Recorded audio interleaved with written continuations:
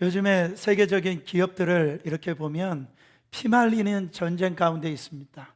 그래서 기업을 살리기 위해서 정말 전쟁을 치르고 있는 걸 볼 수가 있어요. 짐 콜린스라고 하는 분이 좋은 기업을 넘어서 위대한 기업으로 라고 하는 책을 썼는데요, 지금은 좋은 기업이 돼서는 안 되고 위대한 기업으로 나가야 된다라는 겁니다.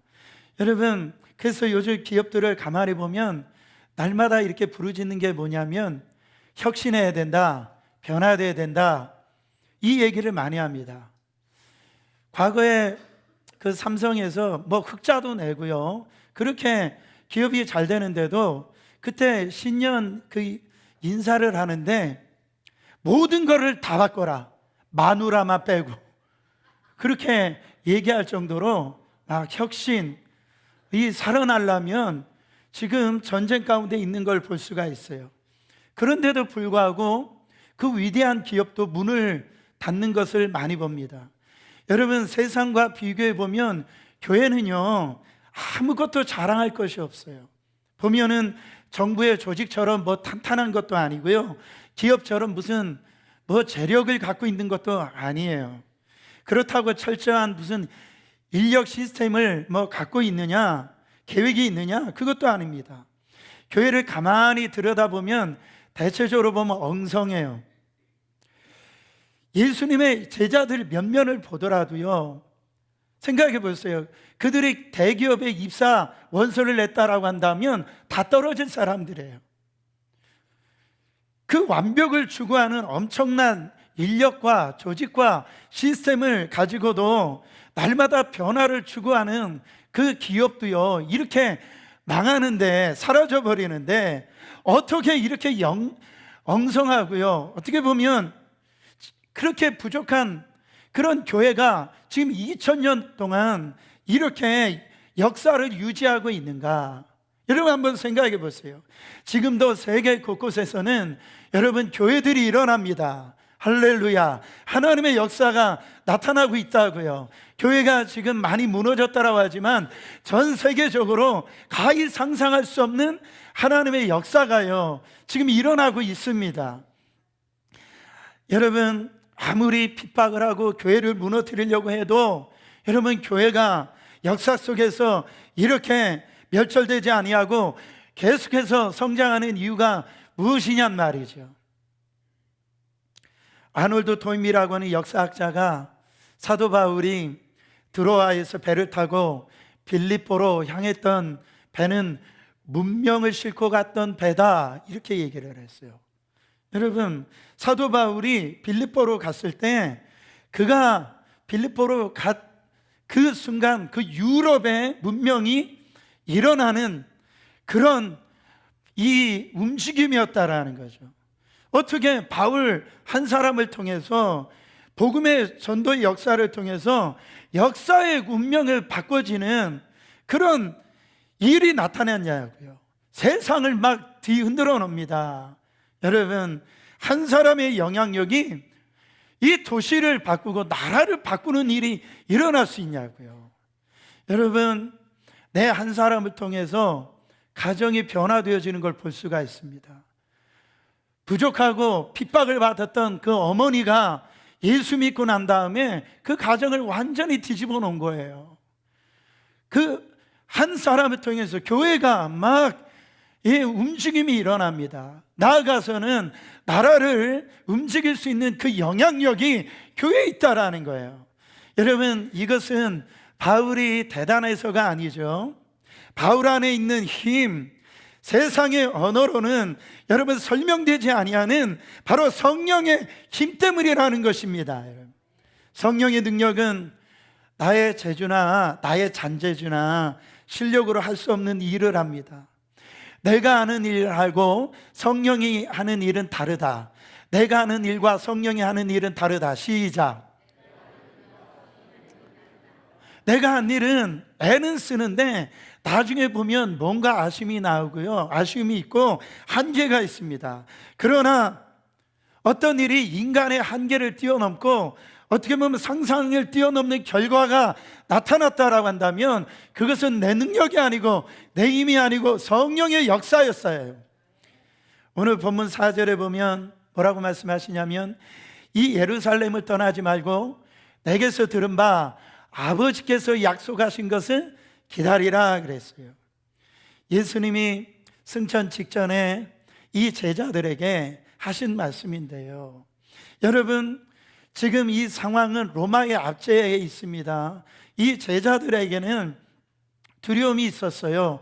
부활을 경험을 하고 난 다음에 이들에게는 믿음이 생겼는데 그 전에는요, 똑같은 환경 속에서 믿음이 없었다는 말이죠. 근데 이런 환경 속에서 하나님의 교회가 일어나는 굉장한 출발점이 되었다라는 거예요. 뭐가? 아버지께서 약속하신 것을, 이 기다림이, 주님의 이 성령을 주시겠다라고 하는 이 약속이요, 주님은 부활하시고 난 후에 제자들에게 뭐라고 말씀하셨냐면 어떤 흐트러진 조직을 재정립해라 이런 말씀하시지 않았어요. 야, 너희들이 머리를 맞대고 전략을 짜고 회의를 해라 그렇게 말씀하시지 않았어요. 오직 주님의 명령은 오직 한 가지에 집중되어 있다라는 거예요. 다른 것 다 필요 없고 약속하신 뭐를 기다려라? 하나님이 아버지가 약속하신 성령을 기다리라. 이것이 예수님의 말씀의 핵심입니다. 이것이 승천하시면서 우리 가운데 주신 하나님의 유언이에요. 이것이 우리의 신앙의 출발점이라는 거예요.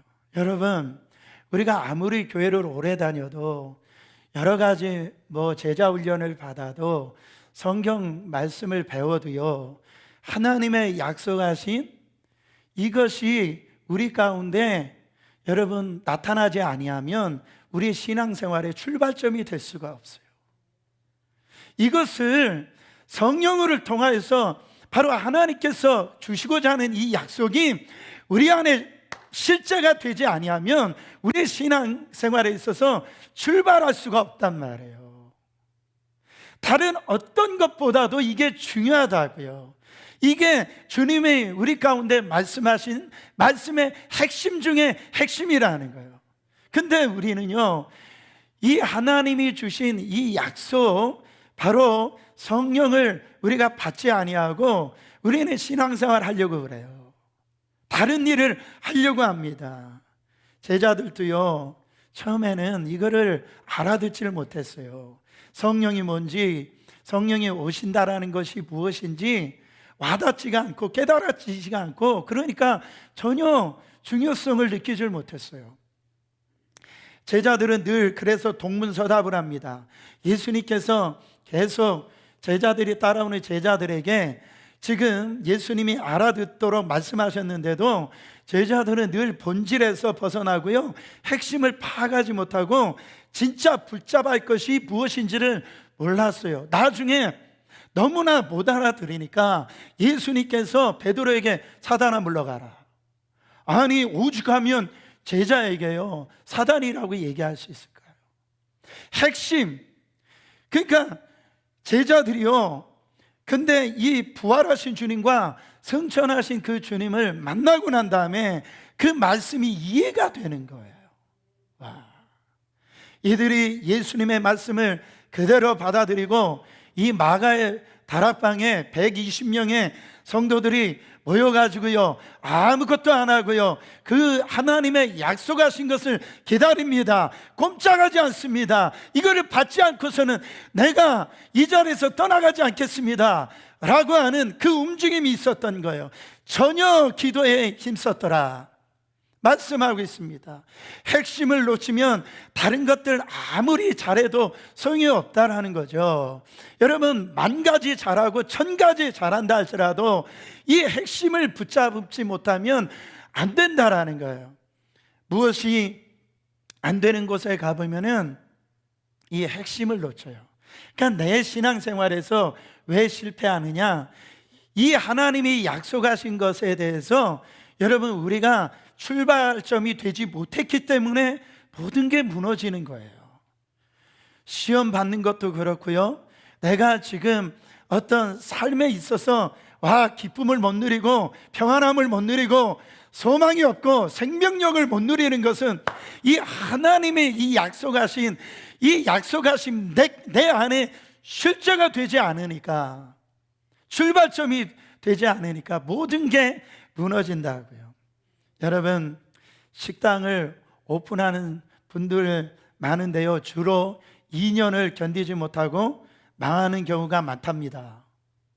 그래가지고 이 식당 주인이 제일 먼저 하는 게 간판을 바꾼대요. 그 간판을 바꿔가지고 간판 회사만 잘 된대요. 여러분 식당의 핵심은 맛이잖아요, 그렇죠? 맛이 좋으면 여러분 정말로 먼 곳에서 오는 거예요. 식당의 핵심은 장식도 아니고 종업원의 미모가 뛰어나도 위치가 좋다는 것이 본질이야. 그게 아무런 도움이 안 된다라는 건 아닙니다. 그게 본질이 핵심이 아니다라는 거죠. 병원의 본질은 뭡니까? 그러니까 아까 식당의 이 본질의 맛이기 때문에 누구를 바꿔야 돼요? 주방장을 바꿔야 되죠. 병원의 본질도 마찬가지예요. 병원은 환자를 잘 치료해야 됩니다. 명의가 있으면 사람들은요, 다 그 병원을 찾게 되어 있다라는 거죠. 오늘날 교회도 이 본질 싸움이에요. 정말 저는 저희 교회가 교통이 좋았으면 좋고, 저희 교회는 주차장이 없잖아요. 주차장이 있으면 참 좋겠다. 우리 아이들 정말 시설이 참 좋았으면 좋겠다. 목사의 설교가 더 잘했으면 좋겠다. 할렐루야. 그러나 그게 본질은 아니다라는 거예요. 요즘 이단들이 많아서 교회가 어렵다라고 그러는데요, 신기한 일을 제가 많이 경험합니다.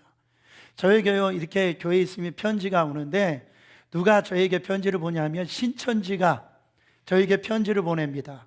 그것도 어디에서 보내느냐? 경기도에서 항공 우편으로 한 달에 꼭 한 번씩 저에게 편지를 보내요. 그래가지고 그들이 믿고 있는 그 자기들이 진짜 알고 있다라고 하는 복음을 갖다가 이들은요 전략적으로 목사님들을 타겟으로 해가지고 막 이렇게 경기도에서 저한테 편지를 보낸다니까요. 여러분, 이단은요 옛날에도 많았어요. 안티 세력이 많아서 교회가 힘듭니까? 그러나 그것은 교회의 핵심 본질은 아니다라네. 교회가 교회다워지고 신자가 신자다워지고 우리가 진정으로 회복될 수 있는 길은, 그 해답은 분명한 겁니다. 사도행전적인 교회는요, 그 당시에는 건물도 없었어요. 시스템도 없었어요. 조직도 없었어요. 직분도 없었어요. 프로그램도 아무것도 없었어요. 그것이 필요 없다라는 얘기가 아닙니다. 여러분, 우리가 주님의 사역을 감당할 때에 지금 나의 열심이 중요하죠. 그러나 그게 핵심은 아니라고요. 내 노력과 열심만으로 한 달 오면 어느 날 끝나는 겁니다. 여러분, 한때 열심히 신앙생활을 하지 않는 사람이 어디 있습니까? 자기 기분에 열심 내다가요, 자기 불에 죽어가지고 넘어지는 분들 제가 참 많이 봤습니다. 베드로가 그랬어요. 자기 열심으로 그가 신앙생활을 했어요. 자기 열심으로 저희가 다 신앙생활 잘하는 줄 알았어요. 핵심은 성령입니다. 물 세례가 아니고 성령 세례를 받아야 돼요. 성령은 위로부터 부어주시는 하나님의 선물이니 오늘 구하는 자마다 하나님이 다 주실 줄 믿습니다. 누가복음 24장 49절에 보면 너희는 위로부터 능력으로 입혀질 때까지 이 성에 머물러야 하시니라. 오늘 본문에도 오직 성령이 너희에게 임하시면 너희가 권능을 받고 그랬어요. 스가랴서 4장 6절에 보면 이는 힘으로 되지 아니하며 능력으로 되지 아니하고 오직 나의 영으로 되느니라. 할렐루야. 요한복음 15장에 보면 포도나무 비밀을 통하여서 여러분 열매를 맺길 원한다면 가지가 줄기에 붙어 있어야 된다라는, 그때 주님이 하시는 말씀이 너희가 나를 떠나서는 아무것도 할 수 없느니라. 이게 신앙생활의 핵심이라는 겁니다. 예수님께서 이 말씀을 한두 번 하신 게 아니에요. 우리 신앙에 성령이 임하시지 아니하면 우리는 껍데기밖에 없다라는 거죠. 저는요, 우리 성도님들이, 제가 섬기고 있는 성도님들은 종교생활 하지 않길 바랍니다. 성령의 역사하심이 내 심령 안에 날마다 임하심으로 말미암아 성령의 주도적인 역사로 사람이 계획하지 않는 일들이 우리 안에 나타나기를 예수 그리스도 이름으로 축원합니다, 여러분. 그때 성령님은요, 첫 번째로 우리와 동역하기를 원하십니다. 오늘 말씀에 오직 8절에 보면 오직 성령이 누구에게 임하시면? 너에게 임하시면 그랬어요. 오직 성령이 누구에게 임하시면? 나에게 임하시면 그랬어요. 너희란 말은 성령님이 독자적으로 일하시지 아니하고 바로 너희라는 대상을 통해서, 너라고 하는 통로를 통해서 역사하신다라는 겁니다. 일하신다라는 거예요. 성령은 반드시 동역자를 찾으세요. 여러분, 성령에 대해서 열려있고 기대하고 사모하는 사람을 통해서 하나님의 일을 이루시는 걸 볼 수가 있어요. 이번에 표가 주님이 하십니다, 주님이 하셨습니다, 이 표인데요, 이 표현을 오해하시면 안 됩니다. 주님이 다 하셨다라고 이렇게 얘기하는 신학적인 사도는 칼빈주의잖아요. 그리고 우리가 노력했다라고 하는 것은 알미니안주의입니다. 여러분, 이 둘 다는요, 다 완전하질 않아요. 불완전하다라는 거예요. 하나님이 다 하시면 믿는데, 그러면은 하나님이 다 하셨다면 인간은 아무 일도 가만히 있어도 된다는 뜻이고, 인간이 노력했다라고 한다면 하나님은 아무것도 하시지 않았다라는 것이 있다라는 거죠.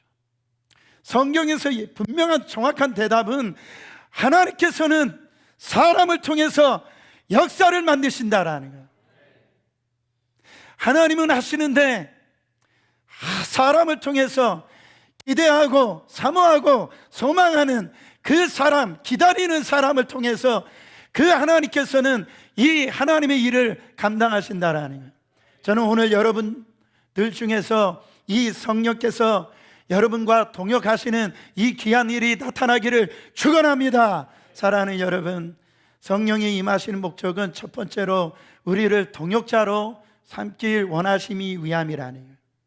오늘 본문 3절에 보면 그가 고난 받으신 후에 또한 그들에게 확실한 많은 증거로 친히 살아계심을 나타내셨다라고 그랬습니다. 여러분, 사도행전은 누가 썼죠? 사도행전 누가 썼어요? 사도행전은 누가가 썼습니다. 이 누가는 이 십자가 사건과 부활을 지금 언급하고 있습니다. 그러면서 이 십자가의 사건, 부활이 끝이 아니다라는 것을 지금 보여주고 있는 거예요. 다른 시작이 있다라는 거예요. 여러분, 구원을 위한 사건은 이미 완성됐음을 믿으시길 바랍니다. 그러나 이제 뭐를 위하여? 하나님의 나라를 위하여, The Kingdom of God, 하나님의 나라를 위하여 이제 그 완성하는 일을 위하기 위한 이제 시작점으로 이제 우리를 불러주셨다라는 거예요. 여러분, 이것을 믿음으로 받고 성령의 놀라운 그 불이 임하면 우리 한 사람 한 사람을요 하나님이 무섭게 사용하세요. 그러므로 여러분, 우리가 성령과 동역하기 위해서는요 민감성이 필요합니다. 뭐가 필요하다고요? 민감성이 필요해요. 사람들에게는요 영적인 그 민감성을 가지고 있는데 이 자리에 오신 분들은 다 예수 믿는 분이라고 저는 믿습니다. 예수 믿는 분에게는 성령이 우리의 심령에 오세요. 그래서 자기 마음대로 살아가지지가 않는다라는 거예요. 성령이 오시면은요 내 계획이 자꾸 무산됩니다. 내 생각은 자꾸 고쳐지고요, 원하는 대로 이렇게 살아가지 아니하고 왠지 모르게 다른 길로 성령이 우리를 인도하시는 것을 느낄 때가 있습니다. 근데 아주 신기해요. 그래서 어떤 때는요 내 계획을 세울 수가 없는 거예요. 저도 그런 경우가 참 많이 있습니다. 와, 내가 생각할 때는 될 듯 하는데 안 되는 일들이 일어난다라는 거예요. 왜 이럴까?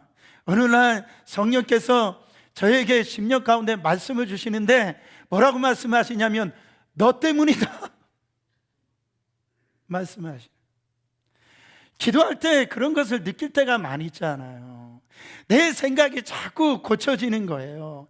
그래서 성령의 사람들은요, 고집불통이 아닙니다. 성령이 임하시면 내 뜻대로 사는 게 아니라 하나님의 뜻대로 살게 되어졌어요. 내 마음대로 살 것 같으면 여러분, 선교사로 갈 사람이 누가 있습니까? 다 내 마음대로 안 되다 보니까 선교사로 가는 거예요. 여러분, 공부했고요, 어떻게 보면 잘 먹고 잘 살 수 있는데 다 버리고 부모님도 반대하고 친척들도 다 반대하는데 목사가 되는 것은요, 내 계획과 내 어떤 생각대로 간 게 아닙니다. 내 생각을 확 꺾어버리세요. 내 생각을 어떻게 꺾어버린다고요? 확 꺾어버리세요. 누가? 성령님께서. 성령의 사람은요, 성령이 이끄시는 대로 이렇게 움직이다 보면 나는 이해할 수가 없어요. 나는 이상하게도 나의 계획은 아닌데, 내 생각이 아닌데 어떤 일이 생기냐면 마음에 평안함이 옵니다. 그래서 사는 거예요. 근데 내 고집대로 살면은 내 안에 평안함이 없어요. 힘만 들어요. 여러분, 한번 생각해 보세요. 과거에 여러분의 이 삶을 돌아보면 실패했잖아요. 힘들잖아요. 더 잘했어야 되는데 후회가 있잖아요. 어느 때는 남편이나 아내에게 잘하고 싶은데, 여러 사람에게 영향력을 끼치고 싶은데 안 돼서 죄책감이 들 때가 있었잖아요. 근데 안 되잖아요. 그런 마음이 있을 때 마음에 평안함이 없지 않습니까? 하나님께서 예수를 믿을 적에 우리 가운데 성령을 주시는 것은요, 부족한 우리, 맨날 죄를 짓고 하나님께 멀리하고 화를 내기도 하는 우리에게 내가 도와주겠다라는 거예요. 내가 너희 안에 동역하길 원한다라는 거예요. 너의 힘으로 문제를 해결하려고 하면 안 되잖아. 안 될 수밖에 없죠. 내가 반드시 너를 동역자로 사용해 주시겠다라는 거, 내 속에 나는 너를 도와주겠다라는 거예요. 뭐를 통해서? By the power of the Holy Spirit. 성령님께서 너 언제 하려고 하니까 안 되잖아. 나의 도움이 필요하다라는 거예요. 성령님이 하시면 뭔가가 있어요. 설명이 안 됩니다. 설명되는 것, 우리가 계산대로 되는 것은요, 사람이 하는 거예요. 잘 되는데 설명되지 않는 거예요. 내가 안 될 것 같은데 되는 거예요. 뭔가 나는 부족한데 이 부족함을 통해서 강함이 나타나는 거예요. 하나님이 하시는 거예요. 바울의 사역을 가만히 보면 바울이요, 자기 뜻대로 된 게 아닙니다. 여러분, 자기가 가고 싶은 것은 성령님이 막으셨어요. 자기 생각과 다르게 이끄셨어요. 성령이 이끄시니까요, 바로 기다리는 사람이 있고 역사가 일어났어요. 나의 힘은 적게 드리고도 놀라운 사역들이 나타났다라는 거예요. 성령이 일하시기 때문에 나는 도구로만 가면 되는 겁니다.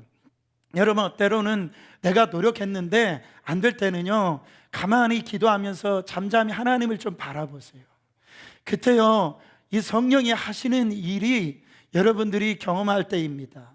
여러분, 자녀 교육도 마찬가지입니다. 자녀 교육에 잔소리 한다고 하면, 여러분 그렇게 잔소리로 변화된다고 하면 아마 인류 역사의 문명이 바뀌어졌을 거예요.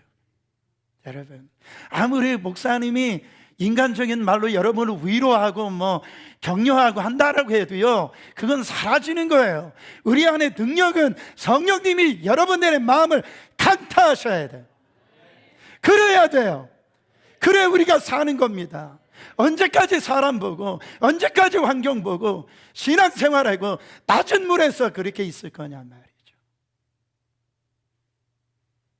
변화가 일어나는 곳을 따라가 보면 성령께로 인도하시는 대로 움직였던 곳에 위대한 역사가 일어납니다.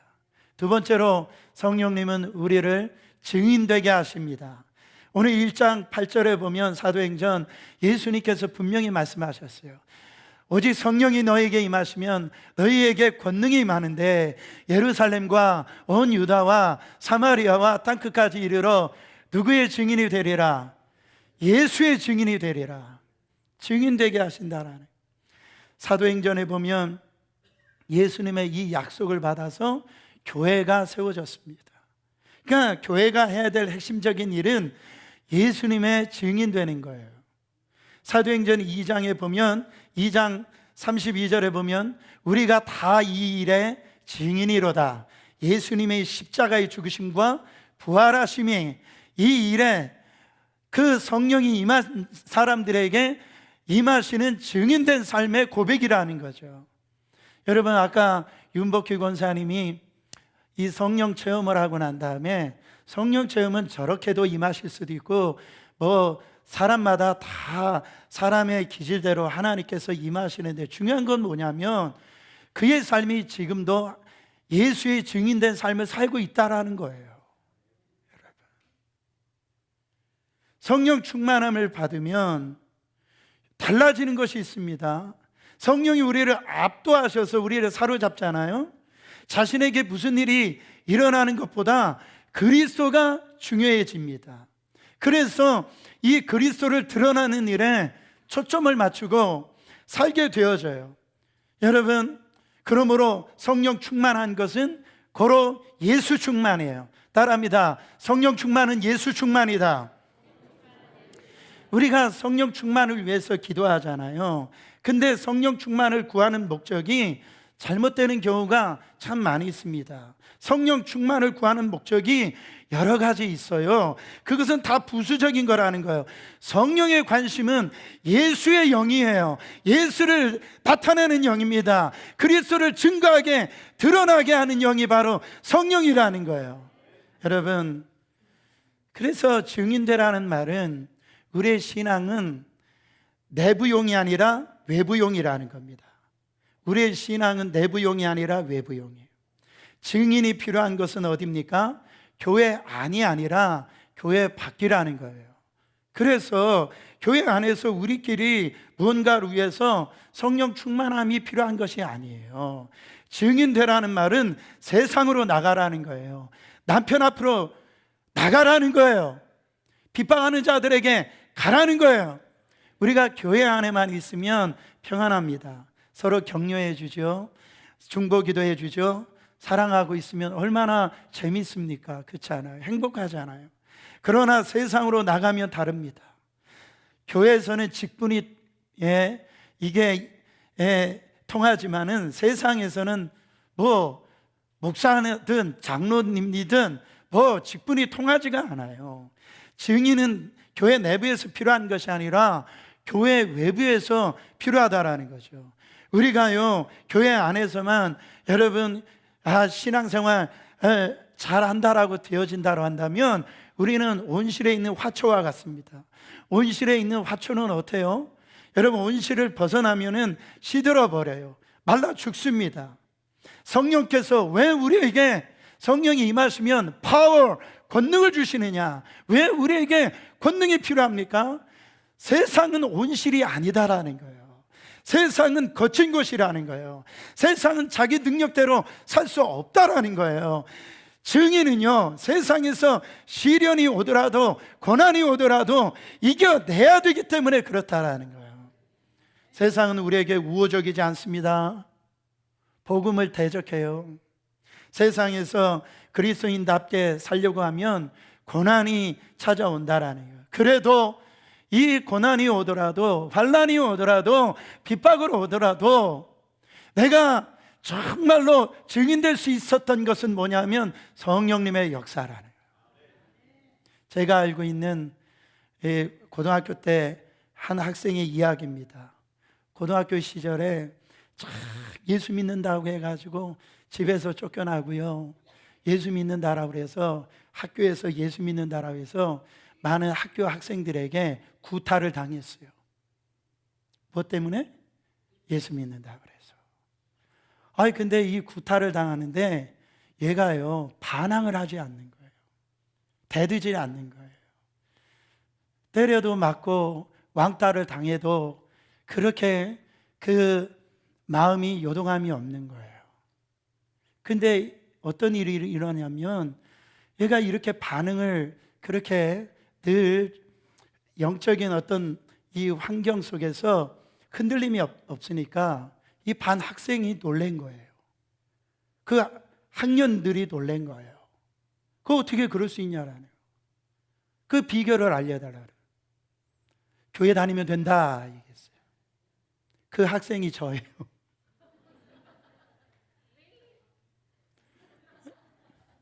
여러분, 그 당시에 그 1년에 50명을 전도했어요. 근데 제가 요즘에 보면은 제가 회개하는 마음이에요. 어떻게 목사가 됐는데 그때보다도 어떤 이 성령님의 역사하심이 그때보다 못한 것 같아요. 왜 그런가? 책도 많이 읽고 어떻게 보면 여러 가지로 세미나도 많이 하고 학교도요 다니고 그랬는데요, 보니까 이 성령의 역사하심에 내 안에 본질적으로 이것이 정말 하나님 앞에서 모든 교회 사역도 그렇고요, 모든 환경에 있어서도 성경에 더욱더 붙들지 않고 있는 내 모습을 발견한 거예요. 여러분들은 어떠십니까?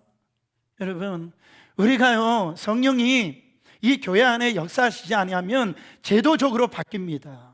제도적으로 바뀐다라는 게 뭐예요? 사람의 힘이 나타난다라는 거예요. 그래가지고 이 제도적으로 바뀌어지면 어떻게 되느냐? 회의가 많아져요. 기도보다 회의가 많아져. 그렇게 회의하다가 우리 한국교회가 영향력이 사라져버린 거예요. 이미 교회가 능력이 사라져버린 거예요. 여러분, 교회 안에서는요 우리의 신앙을 점검하기가 힘듭니다. 그래서 아무리 우리가 열심히 찬양하고 중요합니다. 거기서 은혜를 받아야 돼요. 그러나 겉으로 보면 잘 믿는 것 같아요. 그러나 그건 알 수가 없는 거예요. 내가 몸담고 있는 가정에서, 내가 일하는 직장에서, 내가 만나는 사람들, 세상에서 진짜 거기에서요 이 신앙이 드러나는 거예요. 여러분, 실전에 사용하기 전에는 무게의 효력을 알 길이 없는 겁니다. 실제로 쓰지 아니하면 전시품에 불과한 거예요. 마귀는 늘 그것을 노리는 겁니다. 우리가 전쟁터에서 싸기보다 교회에서 편안하게 생활하길 원합니다. 제임스 패커라고 하는 유명한 신학자는 오늘날 교회를 향하여서 이렇게 얘기했어요. 온천탕 종교다. 저도 사우나도 좋아하고 온천도 좋아하는데요, 거기 들어가면 따뜻하고 뭔가 편안하고 얼마나 좋습니까? 그렇죠? 긴장이 풀리는 거예요. 이와 마찬가지로 요즘의 교회들이요 주일날 예배 드리면 그냥 기분만 조금 좋아지고 뭔가 그것으로 나의 어떤 위안을 삼고요, 그거로 끝난다라는 거예요. 전혀 변화가 없는 거예요. 여러분, 우리는요 세상으로 나가야 될 믿음의 사람이 되어야 됩니다. 사역의 주 무대가 교회가 아니에요. 교회 안에만 모여 있으면 교회는요 문제만 생깁니다. 여러분 보세요. 성령의 은사가 가장 많은 교회가 고린도 교회였어요. 그래서 고린도전서 12장과 13장과 14장에 보면 다 은사장 아닙니까? 그렇게 수많은 은사가 있었지만 이들은 교회 안에서만 머물러 있었기 때문에 가장 많은 문제가 생겼던 교회가 고린도 교회였다라는 거예요. 여러분, 그래서 막 그 은사 자랑만 하는 거죠. 이거 다 그냥 그 은사를 가지고 도토리 그 기재기만 하는 거예요. 여러분, 그 은사는 하나님의 나라를 위하여, 성도를 섬기기 위하여 고난을 이기라고, 정말 핍박을 이기라고, 정말 예수 증인 되라고 성령의 은사를 주신 줄 믿으시길 바랍니다. 여러분, 하나님께서 하나님의 아들을 이 땅에 보내셔서 그 예수님을 믿음으로 구원받는다라고 하는 이 엄청난 이 복음을 전하는 증인이 없으면요, 그리스도께서 이 땅에 오신 것으로 끝납니다. 그렇지 않아요? 더 이상 아무런 의미가 없는 거예요. 그리스도께서 죽으시고 부활하신 것이 끊임없이 증거가 돼요. 그래서 많은 사람들이 예수님의 그 십자가 앞에 무릎 꿇게 하고요, 그 구원의 역사가 일어날 때 이 십자가의 복음은 가치가 있는 거예요. 여러분, 내가 예수님의 십자가의 그 은혜로 구원받는 것도 가치가 있지만, 내가 그 구원의 은혜를 받아서 정말로 주님이 나를 통해서 다른 사람이 이 구원의 가치를 깨닫고 저 십자가 앞에 엎드리는 것이 더 가치가 있다라는 겁니다. 이 일을 여러분, 삶을 바치는 사람 하나님께서요 사용하시지 않을 수가 없는 거예요. 하나님의 방법으로 하나님께서 역사하신다라는, 여러분, 성령님께서 언제 기뻐하실까요? 우리 가운데 성령님이 언제 역사하실까요? 여러분, 우리가 예수님을 드러내놓고 담대하게 인정하고 높이고 증거할 때 우리 성부 하나님이 가장 기뻐하십니다. 세상으로 나가서 전해야 되는 거예요. 예수 믿는다라는 것을, 내가 예수 믿는다라는 것을 동네방네 달려야 됩니다. 예수 믿었던 사람들, 성경이나 우리 선배들을 보면은요, 그냥 가만히 있지가 않습니다. 여러분, 그 물동이를 정말 던지고 마을로 들어가서 핍박을 당했던, 그런 가늠했던 그 여인이 이제는 돌 맞는 것을 무서워하지 아니하고 예수가 메시아다라고, 살아계신 분이라고, 나는 예수 만나서 인생이 변화되었다라고 증인된 삶을 사는 것을 볼 수가 있습니다. 엘라 골짜기에서 블레셋 사람들이요 40일 동안, 며칠 동안? 40일 동안 여호와의 이름을 모욕을 했어요.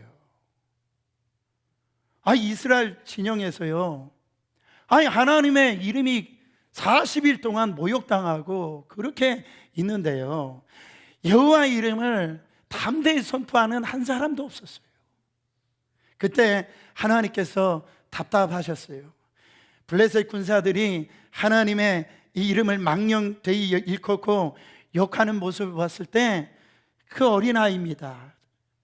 어떻게 보면 12살 됐을까 15살 됐을까, 이 다윗이 이 만군의 여호와 이름, 그 이름을 자랑하고 증거하니까요, 여러분, 하나님께서 다윗을 사용하신 짓을 믿으시기를 예수 그리스도 이름으로 축원합니다. 성령 충만은 예수의 충만이에요. 예수님으로 충만하면, 입을 열면 예수예요. 무엇을 하든지 예수입니다. 어떤 사역을 하든지 예수 이름만 높여지면 만족합니다. 사도행전 4장 19절 20절에 보면 베드로와 요한이 대답하여 이르되 하나님 앞에서 너의 말을 듣는 것이 하나님의 말씀 듣는 것보다 옳은가 판단하라.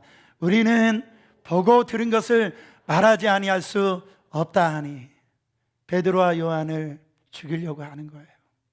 근데 과거에 베드로, 그랬으면 도망갔던 베드로인데요, 성령 받고 난 다음에 나는 분명히 예수님의 죽음을 봤다라는 거예요. 나는 부활을 경험했다라는 거예요.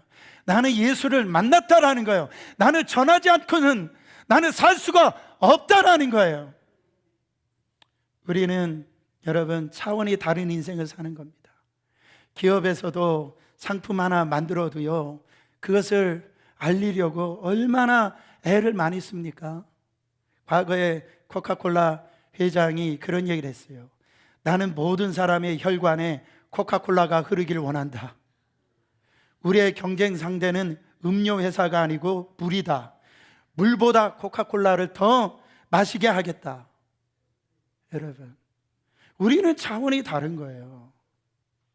사랑하는 여러분, 우리의 신앙의 초점은 분명합니다. 그냥 교회 안에서 기재기 하지 마시고 교회 밖으로 나와야 됩니다.